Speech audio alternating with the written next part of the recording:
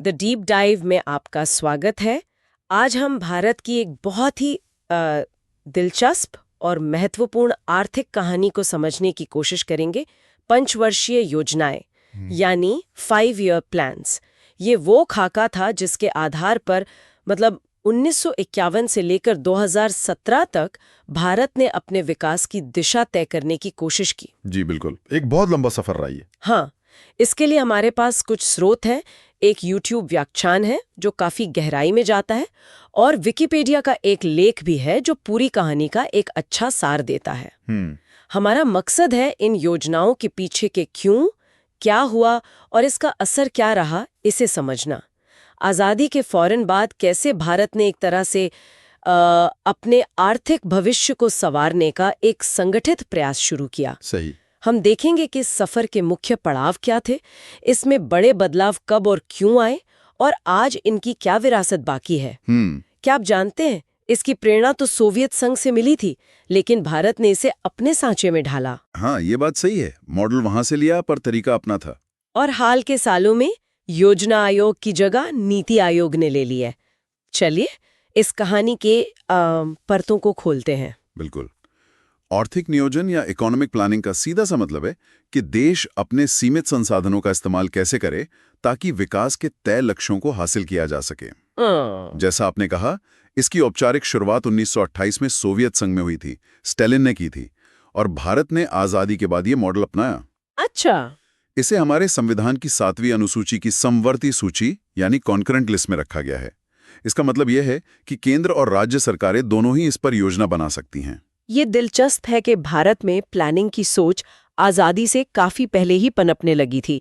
वो एम विश्वेश्वरैया की किताब थी 1934 की, the planned economy for India, शायद पहली ठोस कोशिश। जी। और उसके बाद भी कई प्रयास हुए। 1938 में कांग्रेस के हरिपुरा अधिवेशन में नेताजी सुभाष चंद्र बोस की पहल पर राष्ट्रीय नियोजन समिति बनी। हाँ, जिसके अध्यक्ष नेहरू जी थे। सही। फिर 1944 में वो बॉम्बे प्लान आया, 8 बड़े उद्योगपतियों का। अच्छा, हाँ। उसी समय श्रीमान नारायण की गांधीवादी योजना, एम.एन. रॉय की जन योजना, और फिर 1950 में जयप्रकाश नारायण की सर्वोदय योजना। तो एक तरह से माहौल बन रहा था। माहौल बन रहा था, बिल्कुल सही कहा। और इन्हीं सब विचारों को एक संस्थागत ढांचा देने के लिए 15 मार्च 1950 को योजना आयोग यानी प्लानिंग कमीशन बनाया गया। ये केसी नियोगी समिति की सिफारिश पर हुआ था, है ना? हाँ, केसी नियोगी समिति। ये मुख्य रूप से एक सलाहकार संस्था थी, सरकार को सलाह देना इनका काम था। इसकी अध्यक्ष हमेशा प्रधानमंत्री होते थे, पहले जवाहरलाल नेहरू और अंतिम नरेंद्र मोदी। अच्छा। और पहले उपाध्यक्ष गुलजारीलाल नंदा थे, जबकि अंतिम मोंटेक सिंह एलुवालिया। काम था इन शुरुआती विचारों को हकीकत में बदलने का रास्ता सुझाना। तो चलिए पहली योजना से शुरुआत करते हैं। 1951 से 56 देश नया नया आजाद हुआ था, बंटवारे का दर्द था, और सबसे बड़ी चिंता थी लोगों का पेट भरना, खाने की भारी कमी। जी। इसलिए स्वाभाविक था कि पहली योजना का पूरा जोर कृषि और सिंचाई पर रहा, एग्रीकल्चर एंड इरिगेशन। हाँ, और इसके लिए जो मॉडल अपनाया गया वो हैरोल्ड डोमर मॉडल कहलाता है। उस समय की जरूरत के हिसाब से ये ठीक बैठता था, क्योंकि ये मानता था कि विकास के लिए पूंजी और निवेश जरूरी हैं, और उस वक्त पूंजी की कमी थी। इसी दौरान भाखड़ा नांगल, हीराकुंड, दामोदर घाटी जैसी बड़ी बड़ी परियोजनाएं शुरू हुई, जिन्हें नेहरू जी ने आधुनिक भारत के मंदिर कहा था। बिल्कुल, ये सिर्फ बांध नहीं थे, ये एक तरह से उम्मीद के प्रतीक थे। और इसी योजना में 5 IITs की नींव भी रखी गई, जो आज खैर दुनिया में भारत की पहचान है। जी। 1952 में वो सामुदायिक विकास कार्यक्रम भी शुरू हुआ। लक्ष्य रखा था 2.1% विकास दर का, लेकिन हासिल हुई 3.6%। तो कह सकते हैं कि शुरुआत अच्छी रही, है ना? बिल्कुल, पहली योजना उम्मीद से बेहतर रही। इस सफलता के बाद दूसरी योजना 1956-61 में आत्मविश्वास बढ़ा और फोकस बदला। अब जोर था तेज औद्योगिकरण पर, रैपिड इंडस्ट्रियलाइजेशन। हाँ, खास तौर पर भारी उद्योगों पर, स्टील, मशीनरी वगैरह। हाँ, इसके पीछे सोच थी कि मजबूत औद्योगिक आधार के बिना देश आत्मनिर्भर नहीं बन सकता। और इसके लिए पीसी महालनोबिस मॉडल अपनाया गया है ना? इन्हें भारतीय सांख्यिकी का जनक भी कहते हैं। हाँ, महालनोबिस। उनका मानना था कि अगर हम भारी उद्योगों में निवेश करेंगे तो धीरे धीरे पूरी अर्थव्यवस्था अपने आप आगे बढ़ेगी। इसी सोच के तहत भिलाई सोवियत संघ की मदद से दुर्गापुर ब्रिटेन और राउरकेला जर्मनी में बड़े स्टील प्लांट लगे। अच्छा।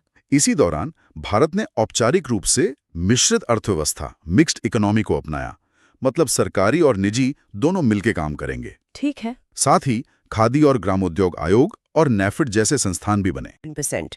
तो ये भी लगभग सफल ही मानी जाएगी। हाँ, आंकड़ों के हिसाब से तो करीब करीब लक्ष्य हासिल हुआ, लेकिन इसमें कुछ पेच भी थे। अच्छा, क्या? कुछ अर्थशास्त्री थे जैसे B.R. शेनॉय, उन्होंने भारी उद्योगों पर इतने ज्यादा जोर और सरकारी खर्च के लिए उधार लेने, मतलब घाटे की वित्त व्यवस्था की आलोचना की थी। और 1957 में भारत को पहली बार विदेशी मुद्रा संकट का सामना भी करना पड़ा। तो मतलब तस्वीर पूरी तरह गुलाबी नहीं थी। ठीक है, अब आते हैं तीसरी योजना पर। 1961 से 66 इसका लक्ष्य था अर्थव्यवस्था को आत्मनिर्भर बनाना और खासकर गेहूं उत्पादन बढ़ाना। लेकिन ये योजना शायद सबसे मुश्किल दौर से गुजरी। बिल्कुल, बहुत मुश्किल। एक के बाद एक संकट आए। 1962 में चीन के साथ युद्ध, हाँ। फिर 1965 में पाकिस्तान के साथ युद्ध, हाँ। और ऊपर से 1965-66 में भयंकर सूखा।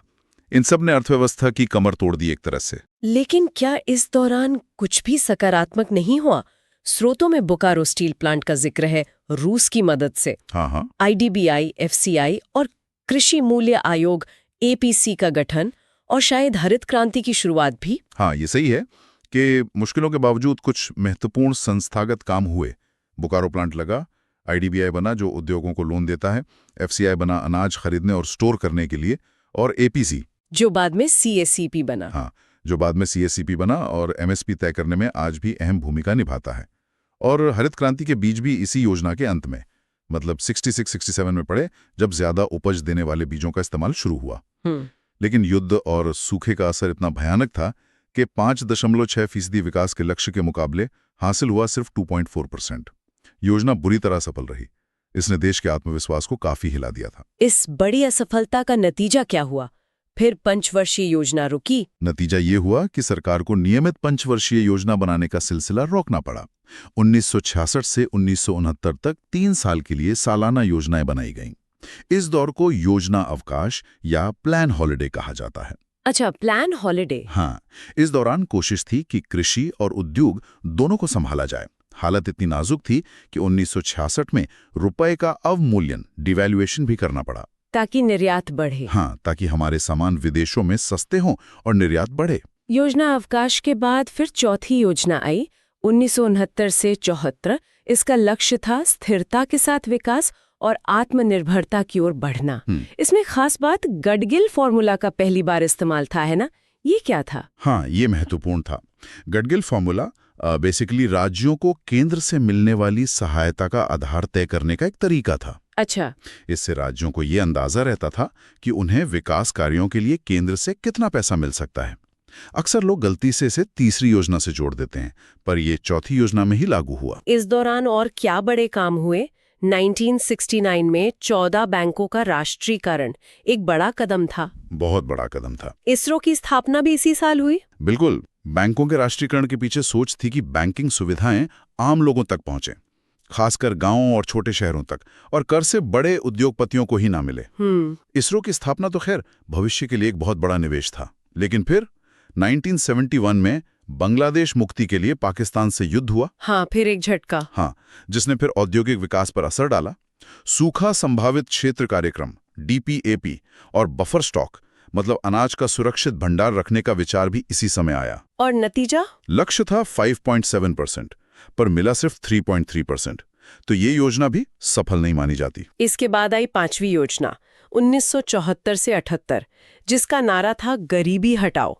ये काफी चर्चित नारा रहा इंदिरा गांधी का। हाँ, ये पहली बार था जब गरीबी उन्मूलन को योजना का मुख्य लक्ष्य बनाया गया। BP धर इसके मॉडल से जुड़े थे। इसमें न्यूनतम आवश्यकता कार्यक्रम MNP शुरू हुआ। Basic needs. हाँ, बेसिक नीड्स। लोगों को पीने का पानी, स्वास्थ्य, शिक्षा जैसी बुनियादी जरूरतें मुहैया कराना। 1975 में 20 सूत्री कार्यक्रम आया और गांवों में बैंकिंग के लिए क्षेत्रीय ग्रामीण बैंकों RRBs की स्थापना हुई। लेकिन ये योजना अपना कार्यकाल पूरा नहीं कर पाई थी, है ना? कुछ राजनीतिक उथल-पुथल हुई थी। सही। 1975 से 77 तक देश में आपातकाल लगा रहा, इमरजेंसी। फिर 1977 में चुनाव हुए, जनता पार्टी की सरकार बनी और प्रधानमंत्री मोरारजी देसाई ने इस योजना को 1978 में ही, यानी 1 साल पहले ही खत्म कर दिया। ओह, दिलचस्प बात यह है कि इतनी राजनीतिक उथल-पुथल के बावजूद इस योजना ने 4.4% के लक्ष्य के मुकाबले 4.8% की विकास दर हासिल की थी। अरे वाह, तो आंकड़ों के हिसाब से सफल की। हाँ, आंकड़ों के हिसाब से सफल थी। जनता पार्टी सरकार ने फिर क्या किया? उन्होंने रोलिंग प्लान शुरू किया 1978-80 के लिए। ये क्या चीज थी? रोलिंग प्लान का विचार गुन्नार मिर्डल की किताब एशियन ड्रामा से आया था। इसका मतलब था कि योजना के लक्ष्य और उसमें लगने वाले पैसे का हर साल आकलन किया जा सकता था। अच्छा, मतलब ज्यादा फ्लेक्सिबल। हाँ, ज्यादा लचीलापन। भारत में इसे लागू करने का श्रेय डीटी लकड़ावाला को जाता है, लेकिन ये प्रयोग ज्यादा चला नहीं। 1980 में इंदिरा गांधी की सरकार वापस आ गई और उन्होंने इसे बंद करके फिर से पंचवर्षीय योजना का रास्ता अपनाया। तो ये दिखाता है कि कैसे राजनीतिक बदलाव योजनाओं को भी प्रभावित करते थे। एब्सोल्युटली। तो 1980 में छठी योजना शुरू हुई, 1980 से 85। कहा जाता है कि यहीं से आर्थिक उदारीकरण की धीमी आहट सुनाई देने लगी। हाँ, कुछ हद तक कह सकते हैं। इस दौरान कुछ मूल्य नियंत्रण हटाए गए, जिससे बाजार को थोड़ी ज्यादा भूमिका मिली। योजना का मुख्य लक्ष्य गरीबी उन्मूलन और तकनीकी आत्मनिर्भरता था। इसी दौरान 1980 में 6 और बैंकों का राष्ट्रीयकरण हुआ। 1982 में 2 महत्वपूर्ण संस्थाएं बनी, नाबार्ड। हाँ, नाबार्ड तो बहुत महत्वपूर्ण है कृषि के लिए। बिल्कुल, कृषि और ग्रामीण विकास के लिए लोन देने वाली सबसे बड़ी संस्था है। और दूसरा एग्जिम बैंक, जो आयात निर्यात को फाइनेंस करता है। और वो ट्राइसेम योजना। हाँ, ट्राइसेम ग्रामीण युवाओं को रोजगार के लिए ट्रेनिंग देने वाली योजना, वो भी इसी समय प्रमुखता से लागू हुई। और इसका नतीजा क्या रहा? ये सफल हुई? ये योजना सफल रही। लक्ष्य 5.2% का था और हासिल हुआ 5.7%। हालांकि इसी दौरान 1984 में प्रधानमंत्री इंदिरा गांधी की हत्या हो गई, जो देश के लिए एक बड़ा आघात था। फिर आई 7वीं योजना 1985 से 90, राजीव गांधी के प्रधानमंत्रित्व काल में। इसका फोकस भोजन, काम और उत्पादकता पर था। हाँ, और इसमें टेक्नोलॉजी के इस्तेमाल और उद्योगों को आधुनिक बनाने पर काफी जोर दिया गया। कंप्यूटरीकरण वगैरह पर भी जोर था। उस दौरान ट्राइफेड बना, जो आदिवासियों के बनाए सामानों की मार्केटिंग में मदद करता है। सेबी की स्थापना हुई, शेयर बाजार वाला। हाँ, जो शेयर बाजार को रेगुलेट करता है। हालांकि इसे कानूनी ताकत बाद में मिली। गरीबों के लिए इंदिरा आवास योजना और ग्रामीण रोजगार के लिए जवाहर रोजगार योजना जैसी अहम स्कीमें भी शुरू हुई। और ये योजना भी सफल रही? हाँ, लक्ष्य 5.0% का था और हासिल हुआ 6.01%। तो लगातार 2 योजनाएं सफल रहीं। लेकिन इस सफलता के पीछे एक संकट भी पनप रहा था। आप 1990-91 के आर्थिक संकट की बात कर रहे हैं? हाँ, वो बैलेंस ऑफ पेमेंट वाला क्राइसिस। बिल्कुल। 7वीं योजना के अंत तक देश में राजनीतिक अस्थिरता बढ़ गई थी और अर्थव्यवस्था एक बड़े संकट में फंस गई थी। हमारा विदेशी मुद्रा भंडार लगभग खत्म होने की कगार पर था। हाँ, सुना है कुछ हफ्तों के आयात का पैसा ही बचा था। हालत बहुत खराब थी। सोना गिरवी रखने तक की नौबत आ गई थी। इस वजह से 1990, 91 और 91, 92 में कोई पंचवर्षीय योजना नहीं बन पाई। हाँ, सिर्फ सालाना योजनाएं बनी। और इसी गहरे संकट के बीच 1991 में पीवी नरसिम्हा राव की सरकार और उनके वित्त मंत्री डॉक्टर मनमोहन सिंह ने भारत की अर्थव्यवस्था की दिशा बदलने वाले बड़े सुधार लागू किए। एलपीजी सुधार। हाँ, जिन्हें हम एलपीजी सुधार कहते हैं। एल यानी उदारीकरण, मतलब उद्योगों पर लगे लाइसेंस और नियंत्रणों को कम करना, जिसे लाइसेंस राज का खात्मा भी कहते हैं। पी यानी निजीकरण। प्राइवेटाइजेशन, मतलब सरकारी कंपनियों में निजी हिस्सेदारी बढ़ाना। और जी यानी वैश्वीकरण, ग्लोबलाइजेशन, मतलब भारतीय अर्थव्यवस्था को दुनिया के लिए खोलना, विदेशी निवेश और व्यापार को बढ़ावा देना। और रुपए का फिर से अवमूल्यन भी हुआ। हाँ, वो भी हुआ। ये भारतीय अर्थव्यवस्था के इतिहास में एक निर्णायक मोड़ था। बिल्कुल, टर्निंग पॉइंट। इन बड़े सुधारों के बाद आई 8वीं योजना 1992 से 97। अब फोकस किस पर था? माहौल तो बदल गया था। अब फोकस शिफ्ट हुआ मानव संसाधन विकास पर। हाँ, ह्यूमन रिसोर्स डेवलपमेंट, यानी लोगों की शिक्षा, स्वास्थ्य और कौशल पर निवेश करना। साथ ही उद्योगों को आधुनिक बनाने पर भी जोर था ताकि वो वैश्विक प्रतिस्पर्धा में टिक सकें। पंचायती राज संस्थाओं को भी विकास में ज्यादा भागीदारी देने की बात हुई। और इस दौरान मिड डे मील योजना शुरू हुई स्कूलों में। हाँ, मिड डे मील, प्रधानमंत्री रोजगार योजना PMRY। और भारत WTO का सदस्य भी बना। जी, 1995 में WTO का सदस्य बनना भारत के वैश्विक अर्थव्यवस्था से जुड़ने का प्रतीक था। ये योजना काफी सफल रही। लक्ष्य 5.6% था, हासिल हुआ 6.8%। अच्छा, तो लगा कि सुधारों का सकारात्मक असर दिख रहा है। हाँ, ऐसा लगा। फिर आई 9वीं योजना 1997 से 2002, जब भारत ने आजादी के 50 साल पूरे किए। अटल बिहारी वाजपेयी प्रधानमंत्री थे। हाँ, योजना का लक्ष्य था सामाजिक न्याय और समानता के साथ विकास। मतलब विकास तो हो, लेकिन उसका फायदा समाज के सभी वर्गों तक पहुंचे और असमानता कम हो। Growth with social justice and equality. इसी दौरान 1999 में कारगिल युद्ध भी हुआ। जी। इसमें किसान क्रेडिट कार्ड KCC शुरू हुआ, जो किसानों के लिए बहुत फायदेमंद रहा। सर्व शिक्षा अभियान SSA। हाँ, KCC ने किसानों के लिए कर्ज लेना आसान बनाया। SSA का लक्ष्य था सभी बच्चों को स्कूल लाना। और स्वर्ण जयंती ग्राम स्वरोजगार योजना SGSY ग्रामीण गरीबों को स्वरोजगार में मदद के लिए थी। इसका नतीजा कैसा रहा? लक्ष्य 6.5% का था, पर हासिल हुआ 5.4%। मतलब लक्ष्य से थोड़ा कम। ठीक है। इसके बाद की 3 योजनाएं 10वीं 2002-07, 11वीं 2007-12 और 12वीं 2012-17, इन्हें अक्सर एक साथ देखा जाता है। क्या इनमें कुछ खास था? हाँ, इन योजनाओं में समावेशी विकास मतलब इंक्लूसिव ग्रोथ और बाद में धारणीय विकास यानी सस्टेनेबल डेवलपमेंट पर जोर बढ़ता गया। अच्छा। जैसे 10वीं योजना का लक्ष्य 8% विकास दर, गरीबी कम करना और रोजगार बढ़ाना था। इसी दौरान 2005 में NREGA कानून पास हुआ। हाँ, मनरेगा। हाँ, जो बाद में MGREGA बना। इसने ग्रामीण क्षेत्रों में रोजगार की कानूनी गारंटी दी। ये एक बहुत बड़ा कदम था।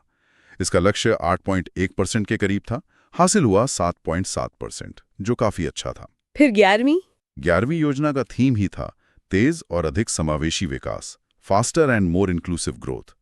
इसमें उच्च शिक्षा के विस्तार पर खास ध्यान दिया गया। कोशिश थी कि विकास का दायरा बढ़े। और फिर 12वीं जो आखिरी थी? हाँ, 12वीं योजना भारत की आखिरी पंचवर्षीय योजना थी। इसका लक्ष्य था तेज, अधिक समावेशी और धारणीय विकास, faster, more inclusive and sustainable growth. यहाँ धारणीय या सस्टेनेबल का मतलब जुड़ा। हाँ, यानी ऐसा विकास जो पर्यावरण को नुकसान ना पहुंचाए और आने वाली पीढ़ियों की जरूरतों का भी ख्याल रखे। इसी दौरान 1 जनवरी 2013 से वो direct benefit transfer DBT scheme शुरू हुई, ताकि सब्सिडी सीधे खाते में जाए। ताकि सरकारी मदद बिना बिचौलियों के सीधे लोगों के खाते में जाए। इसका लक्ष्य पहले 9% था, पर बाद में घटाकर 8% कर दिया गया था। और फिर 2014 के बाद एक बहुत बड़ा बदलाव आया। योजना आयोग खत्म हो गया। हाँ, बिल्कुल। 2014 में नई सरकार आने के बाद योजना आयोग को भंग कर दिया गया और 1 जनवरी 2015 से उसकी जगह नीति आयोग ने ले ली, NITIIO, national institution for transforming India. तो ये सिर्फ नाम का बदलाव नहीं था, मतलब काम करने के तरीके में भी फर्क था। हाँ, कोशिश तो यही थी कि काम करने के तरीके में बुनियादी फर्क लाया जाए। योजना आयोग पर अक्सर ये आरोप लगता था कि वो दिल्ली में बैठकर पूरे देश के लिए योजना बनाता है, मतलब top down approach. NITI Aayog को एक थिंक टैंक या सलाहकार संस्था के रूप में बनाया गया है। इसका जोर सहकारी संघवाद या कोऑपरेटिव फेडरलिज्म पर है, यानी केंद्र और राज्य मिलकर टीम की तरह काम करें। अच्छा, राज्यों की भूमिका बढ़ाने पर जोर। जी, इसकी गवर्निंग काउंसिल में सभी राज्यों के मुख्यमंत्री और केंद्र शासित प्रदेशों के उपराज्यपाल होते हैं, जिससे राज्यों की आवाज को ज्यादा महत्व मिलने की बात कही गई। और ये पैसा नहीं बांटता राज्यों को? नहीं, नीति आयोग योजना आयोग की तरह राज्यों को सीधे पैसा नहीं बांटता। इसका काम है सरकार को नीतियां बनाने में सलाह देना, राज्यों के बीच अच्छे कामों को साझा करना, विकास की निगरानी करना। अध्यक्ष इसके भी प्रधानमंत्री ही होते हैं। तो ये थी भारत की पंचवर्षीय योजनाओं की कहानी। मतलब आजादी की जरूरतों से शुरू होकर बड़े उद्योगों के सपने, फिर संकट और युद्ध, आर्थिक सुधारों का बड़ा कदम और आखिर में समावेशी और टिकाऊ विकास पर फोकस। वाकई योजना बनाकर देश चलाने का ये एक बहुत बड़ा राष्ट्रीय प्रयोग था। निश्चित रूप से, और इसकी एक ठोस विरासत है। आज हम जितने बड़े संस्थान देखते हैं, IITs, इसरो, बड़े बैंक, बांध, इनमें से कई इन्हीं योजनाओं की देन है। देश का बुनियादी ढांचा खड़ा हुआ। हाँ, अर्थव्यवस्था धीरे धीरे ही सही बाजार की तरफ मुड़ी, लेकिन ये भी सच है कि गरीबी, असमानता, क्षेत्रीय असंतुलन जैसी चुनौतियां खत्म नहीं हुई। योजनाओं ने दिशा दी, पर उनका असर इस बात पर भी निर्भर करता था कि उन्हें लागू कैसे किया गया और बाहरी हालात कैसे थे। तो कुल मिलाकर ये योजनाएं सिर्फ इकोनॉमिक डॉक्यूमेंट नहीं थीं, ये उस दौर के भारत की उम्मीदों, चुनौतियों और प्राथमिकताओं का आईना थीं। बिल्कुल। इन्हें समझना एक तरह से आजाद भारत के आर्थिक और सामाजिक सफर को समझना है। सही कहा। और अब एक आखिरी सवाल मन में आता है, खैर, जब पंचवर्षीय योजनाओं का दौर खत्म हो गया है और नीति आयोग सलाह देने पर केंद्रित है, तो अब भारत अपनी लंबी अवधि की आर्थिक दिशा कैसे तय करता है?